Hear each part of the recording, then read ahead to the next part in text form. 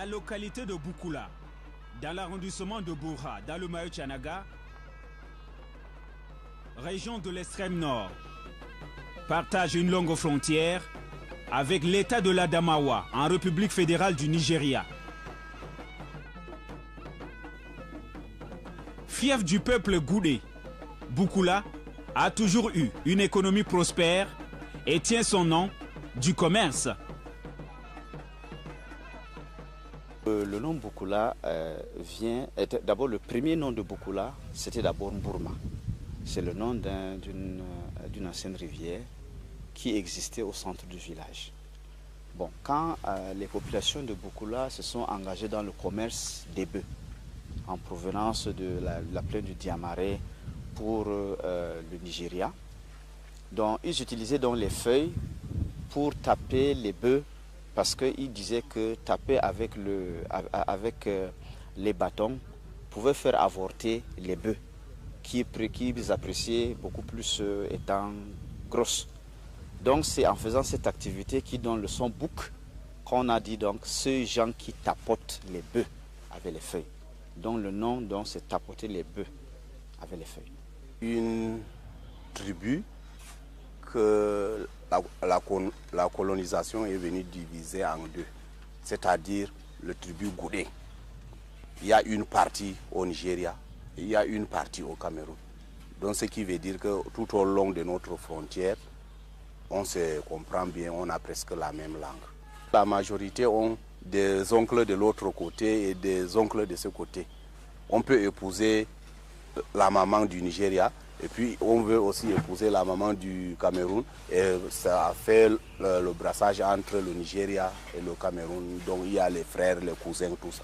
À Boukoula, nous avons premièrement d'abord les Goudé, qui est notre tribu. Bon, il y a les Mafa, il y a les Jimmy, il y a les Gizga, il y a les Tupuri. Donc presque tous les tribus de l'extrême nord se trouvent ici, mais d'autres sont en minorité. À Boukoula, les échanges de biens et les transactions économiques ne connaissent pas de frontières. Le Naira et le franc CFA se côtoient et se partagent le terrain des devises. Bon, c'est notre position presque géographique, je voudrais dire. Nous sommes sur une zone frontalière. Donc, on traverse au Nigeria et eux aussi traversent au Cameroun. Quand nous traversons avec le CFA, ils reconnaissent la valeur. Le 1000 francs, c'est à environ 625 Naira. Le 1000 francs CFA. Et eux aussi, quand ils viennent ici, ils viennent dans leur poche avec les Naira. Et nous sommes obligés de s'adapter pour pouvoir faire les échanges. C'est-à-dire, on prend leur Naira en valeur de ce qu'on prend le franc CFA et puis on fait les achats. C'est facile puisque c'est la calculatrice qui va donner la valeur du Naira ou du CFA et ça donne la même valeur. Puis, on produit presque la même chose. Nos céréales sont de même nature, les nébés et autres. Donc avec le Naira, on peut aussi acheter et on valorise ça en CFA. Si c'est au Cameroun, si c'est au Nigeria, on valorise aussi en Naira le franc CFA. Produit venant du Nigeria, c'est moins cher ici sur la frontière puisque la douane n'est pas tellement faite sur ça. On prend tout juste une petite quantité pour la consommation locale et on fait la douane d'une manière douce. La localité de Boukoula traverse tout de même quelques difficultés. L'approvisionnement en eau potable est un véritable serpent de mer et c'est depuis de nombreuses années. Donc nous avons beaucoup de difficultés par rapport au problème d'eau. Surtout ici, beaucoup de gens viennent pendant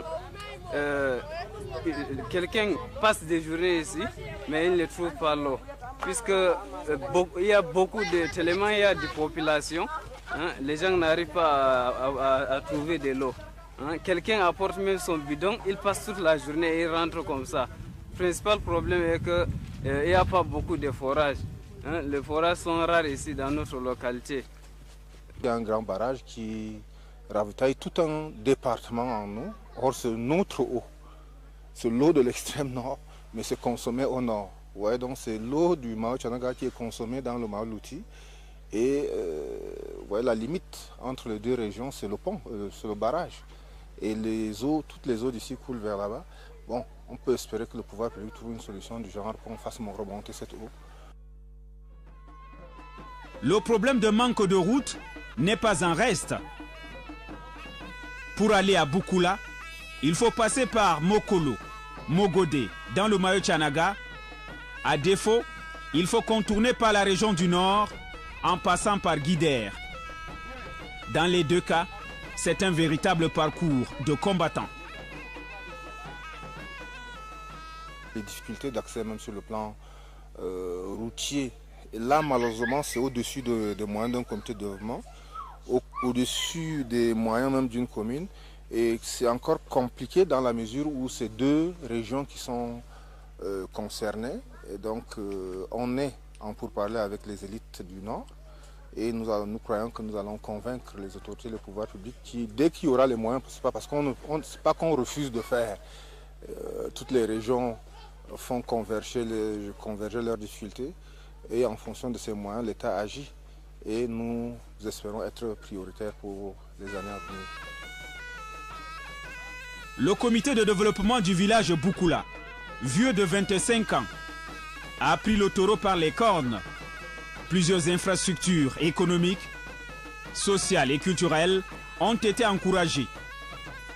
Les assemblées, régulièrement organisées, sont des véritables lieux d'émulation pour le développement. Concernant les réalisations qu'on a faites, les réalisations à nos jours d'aujourd'hui, je pense qu'on a pu créer 8 écoles de parents. L'État a repris 7. Bon, dans les 7, il y a peut-être 2, 3 enseignants. Le reste, c'est nous qui s'en occupons. On a pu faire des forages. Je pense qu'on a fait plus de 16 forages dans ce village. Il y a des salles de classe qu'on a construites. Il y a des classes dans les écoles publiques qu'on a réfectionnées. Il y a des tables bancs qu'on a offertes à ces établissements. Les fils et filles de Boukoula, de la diaspora et autres régions du Cameroun mettent également la main à la pâte en luttant contre l'exode rural pour développer le village. Nous avons entrepris des centres à la source, venir sensibiliser et les parents et ces enfants-là. Nous avons tenu cette sensibilisation l'année, je crois, l'année passée. On a fait tous ces villages environnants, rencontrer les parents, essayer d'expliquer, parce que c'est d'autres parents qui donnent même l'argent de transport à les enfants pour aller dans les grandes villes, soit disant que non, il est déjà un grand garçon, il peut déjà, l'école là, c'est... Ce qui nous surprend, un parent est capable de prendre ses 20, 50 000 francs, épouser une deuxième, une troisième femme et même une quatrième femme, mais il est incapable de payer 7 500 pour que son enfant soit inscrit au lycée ou au CITIC. Cette initiative est saluée par leurs frères de l'État de l'Adamawa au Nigeria, où réside le chef suprême du peuple goulé de Boukoula. Vu la relation entre les Nigériens et les Camerounais, parce que ici, il y a des frères qui sont nigérians, les demi-frères qui sont camerounais. Bon, quand il y a d'activités ici au Cameroun, les Nigériens peuvent venir pour aider le développement de ce genre de village. Et s'il y a une activité aussi au Nigeria, il y a ceux d'ici qui partent là-bas pour les soutenir aussi. Boukoula est également riche sur le plan culturel. La danse Voulma passe pour une référence au Cameroun.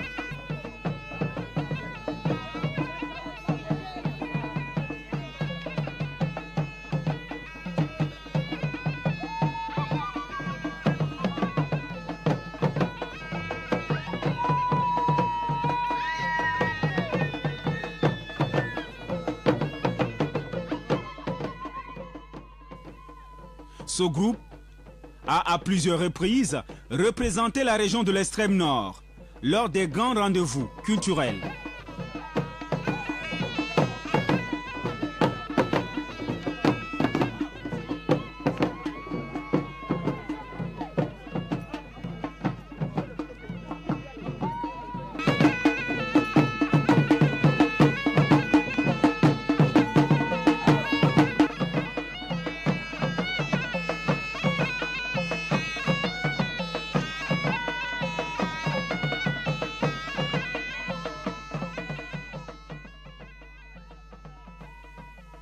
C'est un patrimoine jalousement gardé à Boukoula.